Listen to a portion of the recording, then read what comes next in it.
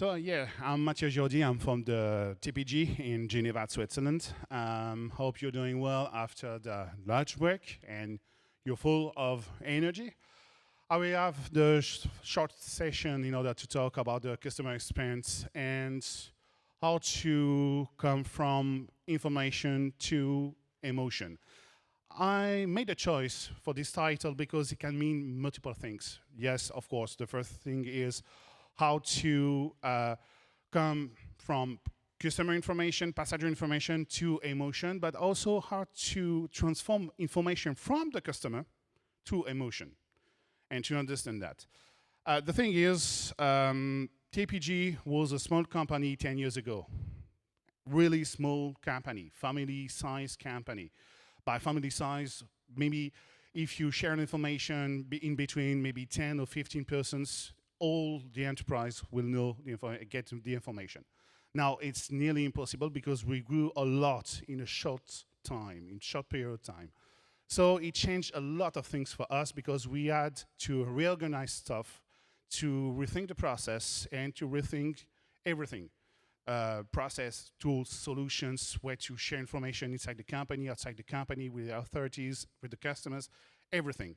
So it was quite a huge job for us to understand how to do that, to take inspiration outside our company in Switzerland and also outside of our country and internationally. So first thing first, we worked on our customer experience and we just tried to identify, okay, what is the customer journey? Is it simple or not? And for the passenger information only. Okay, we get this customer journey and we have multiple touch points and we distribute all the touch points inside of that. And yeah, it was made like 3 years, but not in proper order with a true strategy, just trying to fill the gap and trying to make things work, etc. But no real strategy. And yeah, one question is customer experience is enough? Actually, no. For us, it's not enough. But okay, why is not enough customer experience? Customer experience is not enough because for us, customer, what does it mean, customer? First of all, we're doing passenger information in my department, but there is also ticketing, there is also after sales, there is also I don't know, marketing, communication, multiple things. So this is inside the experience for the customer because the customer for us, this is TPG. There is no passenger information for TPG, etc. So we have to build a customer experience, a full customer experience. Okay, but there is only one customer. No, there is another customer, the employee experience. So we're not working not anymore on customer experience, which is the customer outside our company, but also for the customer inside the company, because all my colleagues are customer for me.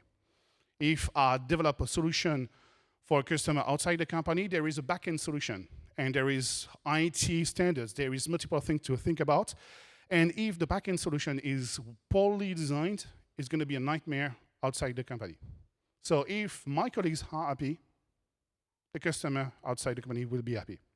Nobody. But okay, finally, okay, this is okay. There's the internal customer, the external customer. Is it okay? No, it's not. UX, user experience.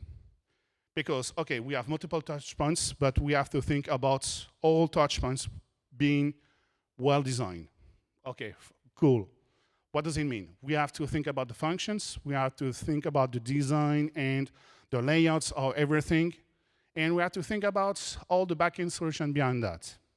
So we have to think about the outside customer, inside customer, the user experience. And at the end, is it enough? No, it's not for us. The MX, multiple experience. We have a customer journey, we have multiple touch points designed, but the idea is to orchestrate all of that. Meaning that we have to think about the functions being displayed on the right moment of the customer journey. Because if you simplify stuff, it's going to be seamless for the customer. So we have to think about that. And at the end of the day, we said, okay, what does it mean this? This is a formula. There is a result. This is TX, total experience. So we decided to make total experience for now. Not only customer experience, but total experience. Okay, cool. We have a vision, but we need a framework. Here's the framework. Okay, this is not cool being displayed this way. This might be complicated, but actually, what does it mean? We have TX in the middle. On the right-hand side in the grid field, this is all the disciplines we are working at the moment in order to make it work as total experience. First of all, building a vision and a strategy with the stakeholders, the key stakeholders inside our company, outside our company, but to have a beginning of vision and strategy. Second, to understand our customers, because most of the companies said, we know our customers. Wrong. We don't know.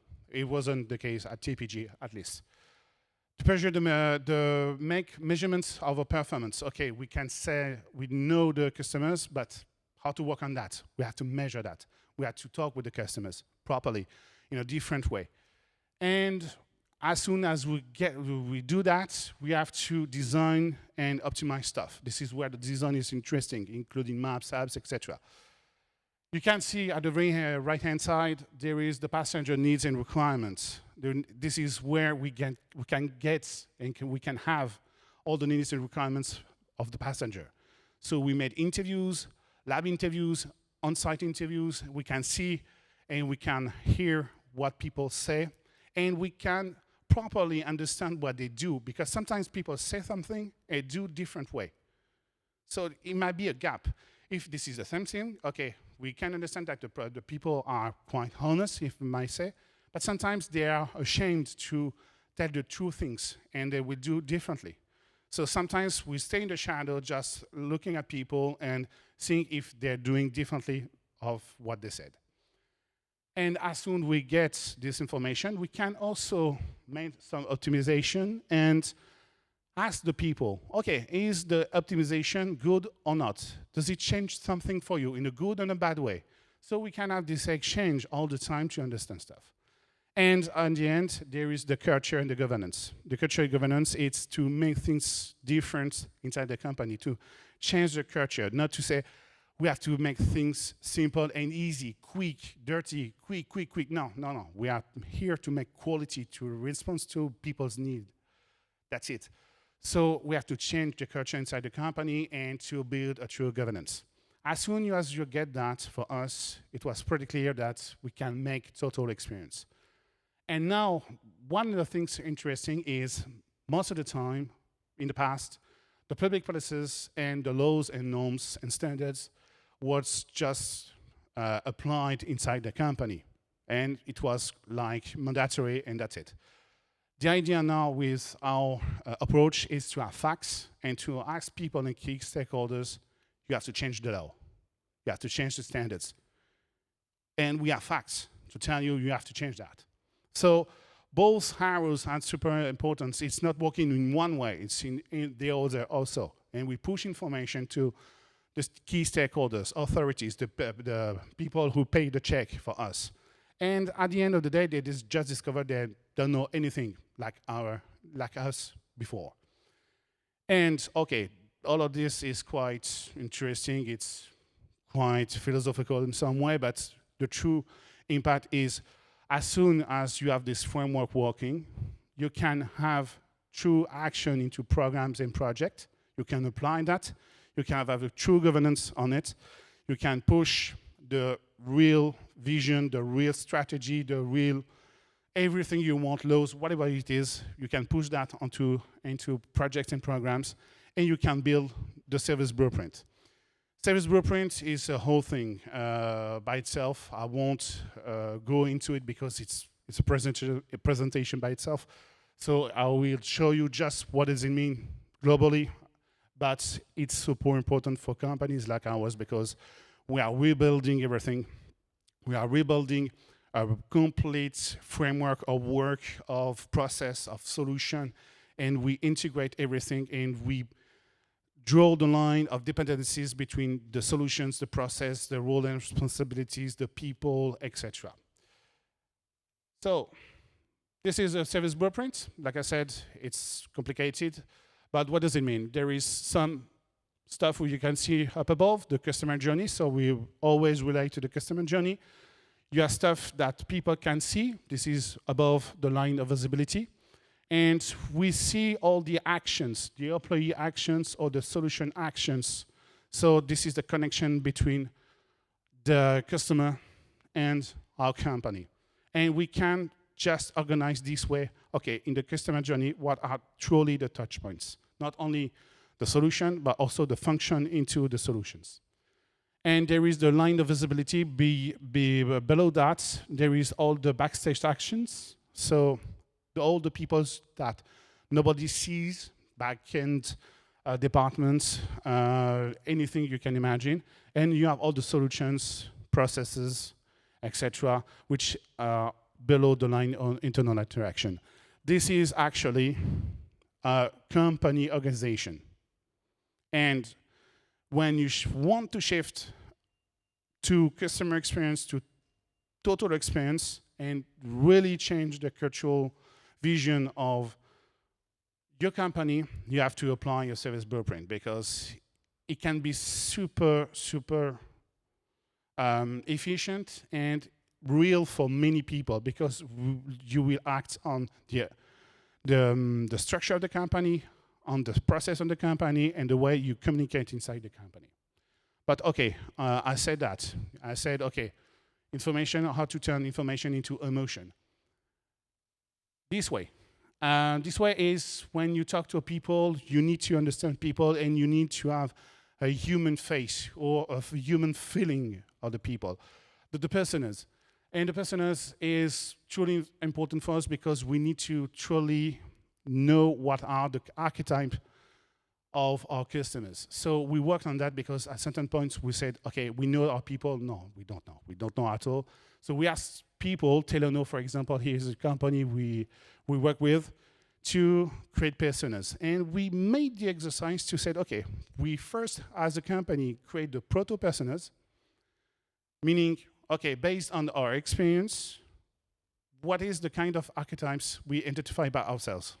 And we pushed that to Teleno and said, okay, now make the work, the analysis, the study for us, and tell us what is the results. And we can see where we were right and where we were wrong. Super interesting, because it's 50-50. Sometimes we were right, but sometimes we were super wrong. So here you can see just the teenager persona for us, what are in green the goal points, and the pain points in red. So we keep that in mind, that at the moment, this is the problems and the good stuff we do for that persona. And okay, fine, we know people. So we have 7, 8 different personas, but here's the emotion. We have the customer journey, we have all the touch points we identified, and this is where we would like to distribute all the different touch points to make the MX. We have the same identification of the good points and the pain points, and you have the line, and this is the emotion. And from the people, we have information, and we can know that we have different emotions. And interestingly, here, all the time, we have a problem. People are upset, lost, they don't like, but what it is? I look like you, hubs. Yeah, but now we have facts. This is not like we know, we look at it, no. We have precise measurement on that. We have problems on hubs.